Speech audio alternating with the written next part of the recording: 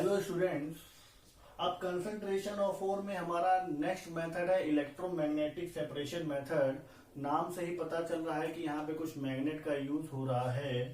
तो अगर इसके प्रिंसिपल की बात की जाए तो ये बेस्ड है magnetic and non magnetic properties of ore and gangue particles. Ore particles या गैंग पार्टिकल्स की मैग्नेटिक और नॉन मैग्नेटिक प्रॉपर्टी पे बेस्ड होता है ये मेथड। ठीक है।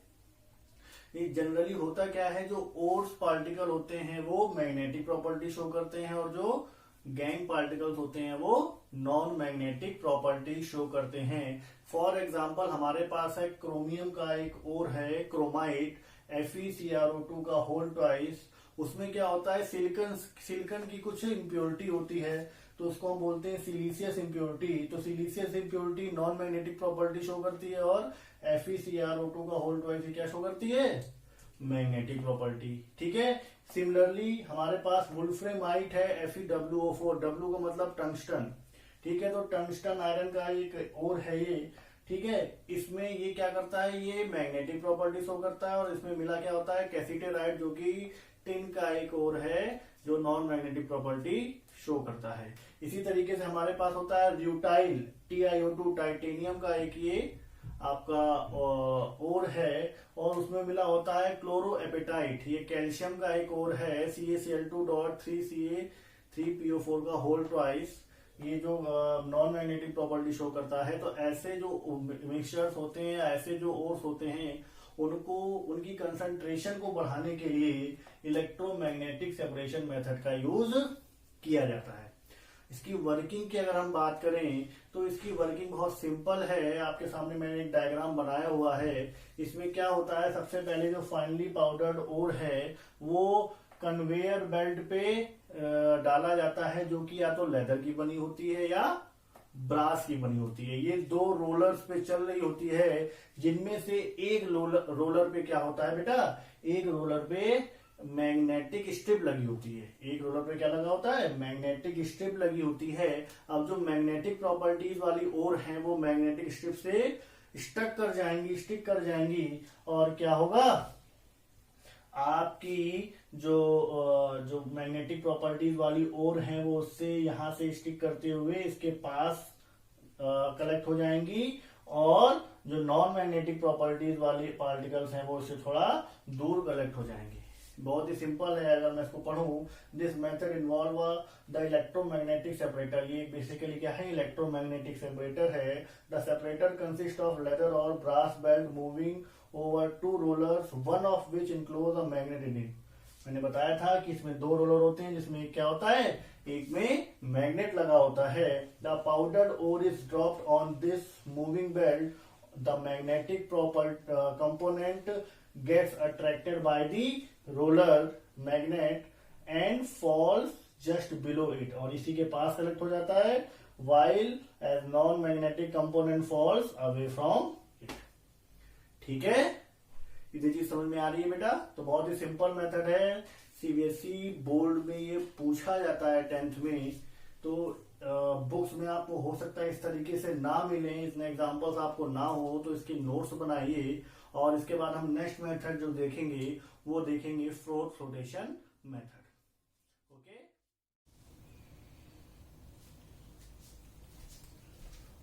अब जो हमारा नेक्स्ट मेथड है वो है froth flotation method concentration of ore के लिए।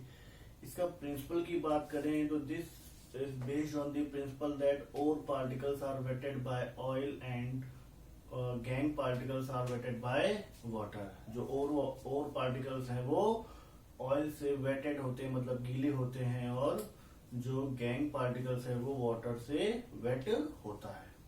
ठीक है।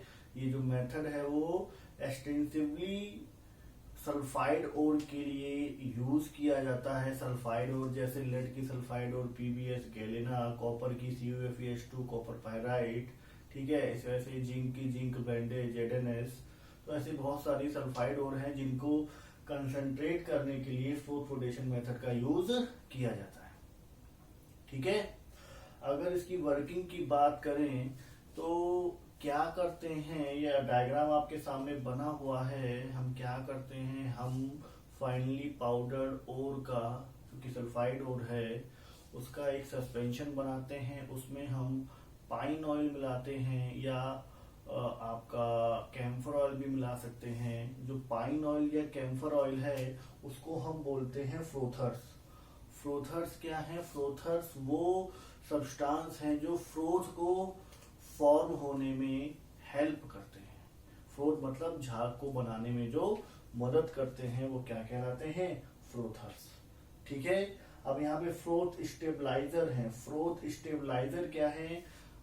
फ्रोथ स्टेबलाइजर वो सब्सटेंस है जो फ्रोथ झाग बन गया, ठीक है ना, जो झाग बन गया अब वो बहुत टाइम तक सस्टेन नहीं रह पाता, ठीक है, तो उसको बनाए रखने के लिए कुछ सब्सटेंस मिलाए जाते हैं। फॉर एग्जांपल क्रिसॉल और आपका एनिलीन, ठीक है। तो ये क्या करते हैं? ये बबल्स की या फ्रोथ की स्टेबिलिटी को बढ़ाते हैं, ठीक है। इसको भी हम इसके सस्पेंशन में मिला देंगे, ठीक है।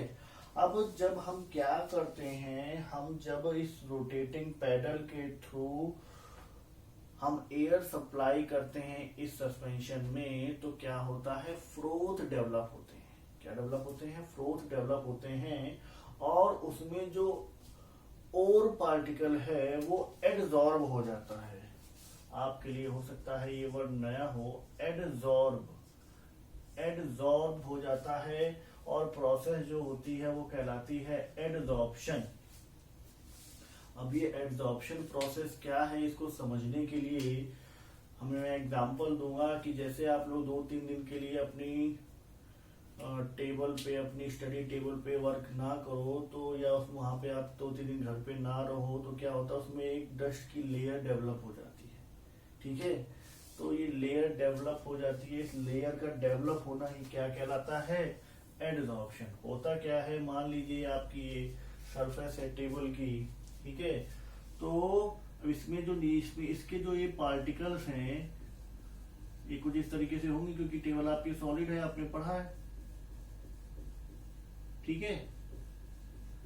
तो इसमें जो ये वाली लेयर है, सेकेंड लास्ट लेयर, वो तो नीचे के पार्टिकल्स के द्वारा भी अट्रैक्ट की जा रही है और ऊपर के पार्टिकल्स के द्वारा भी अट्रैक्ट की जा रही है। लेकिन जो अपर सरफेस है, सबसे ऊपर की सरफेस है आपके सॉलिड की, वो नीचे के सॉलिड के द्वारा तो अट्रैक्ट की जा रही है, लेकिन ऊपर से उसको कोई अट्रैक्ट नहीं कर रहा है। तो जो फोर्स है वो पूरी तरीके से इक्विलिब्रियम में नहीं आ पा रहा है। तो इसको इक्विलिब्रियम में लाने के लिए जो सॉलिड पार्टिकल्स हैं उनके ऊपर ये डस्ट की ये जो पार्टिकल्स हैं वो आके ये फिजिकल बॉन्ड बनाते हैं। यहाँ पे केमिकल बॉन्ड नहीं बनता, इसीलिए ये केमिकल मेथड नहीं है, ये फिजिकल मेथड है। यहाँ पे क्या बनता है? एडजॉर्प्शन में फिजिकल बॉन्ड बनता है, और जैसे जैसे लेयर के ऊपर लेयर आती है फिजिकल बॉन्ड वीक होता जाता है, और फाइनली एक टाइम पे आने के बाद फिजिकल बॉन्ड फिर फर्दर नहीं बनता है, ठीक है। अब भाई आप ऐसे समझिए ना कि अगर बाई चांस मान लीजिए आपने अपने घर में 1 साल तक आप नहीं है तो धूल तो आई घर में। अब धूल आई है इसका मतलब ये थोड़ी ना आपके टेबल पे 1 किलो धूल जमा होगी, ऐसा नहीं होता है। एक लेयर डेवलप होती है, उसके बाद चीजें अपने आप होना बंद हो जाती है, उसके बाद फर्दर लेयर डेवलप नहीं होती है, ठीक है। अच्छा, अब जब ये जो आपके और पार्टिकल्स हैं, ये मान लीजिए ये एक फ्रोथ है, ठीक है, ये मान लीजिए एक बबल है, ये बबल की आउटर सरफेस पे स्टिक कर गए, ठीक है, आउटर सरफेस पे क्या करेंगे? स्टिक कर जाएंगे। और ऐसे बहुत सारे फ्रोथ होंगे, हम उसको क्या करेंगे? ड्राई करेंगे, उसको पाउडर फॉर्म में कन्वर्ट करेंगे, और अब हमारे पास जो पाउडर फॉर्म आएगी उसमें ओर की कंसंट्रेशन ज्यादा होगी, ठीक है, समझ में आ रहा है। ओर की कंसंट्रेशन को हमने इंक्रीज कर लिया। जो गैंग पार्टिकल्स है वो वाटर के साथ बैठे होंगे और नीचे यहाँ पे बॉटम में कलेक्ट हो जाएंगे और उनको बाद में निकाल लिया जाएगा। अब यहाँ पे कुछ पॉइंट्स हैं, जैसे कलेक्टर है, डिटर्जेंट क्या है, जितना भी हमने डिस्कस किया है 10th लेवल पे इतना बहुत है, लेकिन ये कुछ पॉइंट्स हैं जिनके बारे में भी हमको जानकारी होनी चाहिए अगर हम फ्लो पोटेंशियल पढ़ रहे हैं। तो यहाँ पे देखिए हमने लिखा है कलेक्टर्स। अब कलेक्टर्स करते क्या है, ठीक है, जरा इसको समझते हैं। मान लीजिए हमारे पास ये एक मिनरल का एक पार्टिकल है, ठीक है। तो होगा क्या, जो आपका जैसे जो कलेक्टर्स है उसका एग्जांपल है सोडियम एथाइल जेंथेट या पोटेशियम एथाइल जेंथेट। इनका अगर मैं फॉर्मूले की बात करूं तो इसका फॉर्मूला है C2H5O C double bond S single bond S, यहाँ पे नेगेटिव चार्ज है और Na पॉजिटिव चार्ज। ये है क्या, कलेक्टर सोडियम एथाइल जेंथेट। ऐसे ही पोटेशियम एथाइल जेंथेट भी होता है। अगर मैं इसका एक जनरल फॉर्मूला लिखूं तो ये R मतलब एल्काइल ग्रुप होता है C2H5O C double bond S single bond S negative Na plus, ठीक है। अब ये करते क्या है, जरा कलेक्टर्स का काम समझने की कोशिश कीजिएगा। कलेक्टर्स करते क्या हैं, ये अगर हमारा एक मिनरल का या ओर का एक पार्टिकल है तो जो कलेक्टर्स हैं वो इसके पॉजिटिव आयंस के साथ कुछ इस तरीके से बॉन्डिंग बना लेते हैं, और ये जो एल्काइल ग्रुप है वो लास्ट में रह जाता है। यहाँ पे ये क्या आ गया, आर मतलब यहाँ पे कार्बन है, इनऑर्गेनिक पार्ट आ गया, इसमें चार्ज नहीं है। अब ये जो फॉर्म हुआ है, ये जो आपके बीच में एक इंटरमीडिएट बना है, ये क्या होगा, वाटर रेपेलेंट हो जाएगा। क्यों, क्योंकि ये है इनऑर्गेनिक। यहाँ पे क्या है, यहाँ पे कोई चार्ज डेवलप है नहीं। वाटर क्या है, वाटर एक प्रोटिक सॉल्वेंट है। तो जब तक कि आयंस डेवलप नहीं होते, वाटर उनके साथ बॉन्डिंग बना नहीं पाता है। तो ये बेसिकली क्या होंगे, वाटर रेपेलेंट हो जाएंगे, मतलब वाटर इनको अट्रैक्ट नहीं करेगा, और ये क्या करेंगे, ऑयल के साथ अट्रैक्ट होके वहां पे, क्योंकि ऑयल क्या होता है, ऑर्गेनिक, आपने केमिस्ट्री में पढ़ा है, लाइक डिजोल्व लाइक, ठीक है। ऑर्गेनिक में ऑर्गेनिक डिजोल्व हो जाता है, इनऑर्गेनिक में इनऑर्गेनिक डिजोल्व हो जाता है, ठीक है। तो यहाँ पे क्या होगा, जो ऑयल है वो ऑर्गेनिक सब्सटेंस है, वो इसके साथ कलेक्ट हो जाएंगे और मिनरल पार्टिकल्स एडजॉर्प्शन के थ्रू उसकी सरफेस पे, जैसे मैंने बताया था, उसकी सरफेस पे ऐसे कलेक्ट हो जाएंगे, जिनको हम बाद में क्या करेंगे, ड्राई करके पाउडर फॉर्म में कन्वर्ट कर लेंगे। यहाँ पे एक और फैक्टर है, डीप प्रेजेंट और एक्टिवेटर। ये क्या है, इसको समझने के लिए पहले समझिए इसका यूज क्यों किया जाता है। इसका यूज तब किया जाता है जब हमारे पास जो ओर है, सल्फाइड ओर है, सल्फाइड ओर में एक से ज्यादा सल्फाइड ओर मौजूद हो। मतलब जैसे जो हमारे पास पीबीएस होता है, गैलेना होता है, उसमें जिंक ब्लेंडे की इम्प्योरिटी भी मिली होती है, मतलब पीबीएस भी मौजूद रहता है और जेडएनएस भी मौजूद रहता है। अब सल्फाइड ओर के केस में जब हम फ्लोथ फ्लोटेशन मेथड यूज करेंगे तो या तो पीबीएस भी फ्लोथ बनाएगा और जेडएनएस भी बना सकता है फ्लोथ। तो उस केस में हमको प्योर जो कंसंट्रेशन है वो हमारी इंक्रीज नहीं कर पाएगी। उस केस में हम यूज क्या करते हैं, डिप्रेजेंट और एक्टिवेटर्स। डिप्रेजेंट और एक्टिवेटर्स क्या करते हैं, they are added to prevent certain type of sulphide और particles from forming the froth.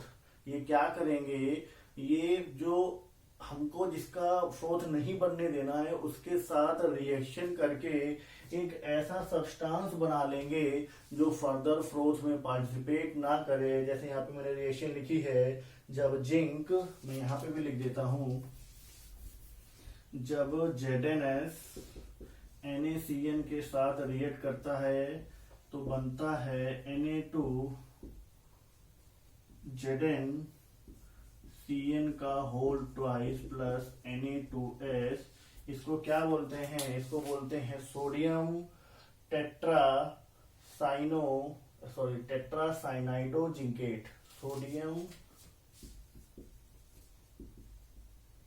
Tetra, यहाँ पे 4 टाइम्स होगा, सोडियम टेट्रासाइनाइडो जिंकेट। ये जब आप 12th में पढ़ेंगे कोऑर्डिनेशन कंपाउंड तो इसकी नेमिंग के बारे में आपको जानकारी मिलेगी। तो तो यहाँ पे NaCN क्या है, NaCN है एक्टिवेटर और डिप्रेजेंट। ठीक है, ये क्या कर रहा है, जो ZnS की अनवांटेड सल्फाइड और थी उसको ये क्या कर रहा है, अलग कर दे रहा है, फर्दर फ्लोर फॉर्मेशन नहीं करेगी। बात समझ में आ रही है। तो ये जो फोर्स रोटेशन मेथड है ये इम्पॉर्टेंट है 10th के पॉइंट ऑफ व्यू से भी और 12th के पॉइंट ऑफ व्यू से भी। तो जितनी चीजें मैंने आपको बताई हैं आप उनसे अपने नोट्स बनाइए और इसको याद करने की कोशिश कीजिए। ठीक है, इंपॉर्टेंट टॉपिक है, बोर्ड में पूछा जा सकता है या कंपटीशन लेवल पे भी फ्रोथर्स क्या है, स्ट्रोक स्टेबलाइजर क्या है, कलेक्टर क्या है, डिप्रेजेंट क्या है, ये पूछा जा सकता है। Okay, thank you.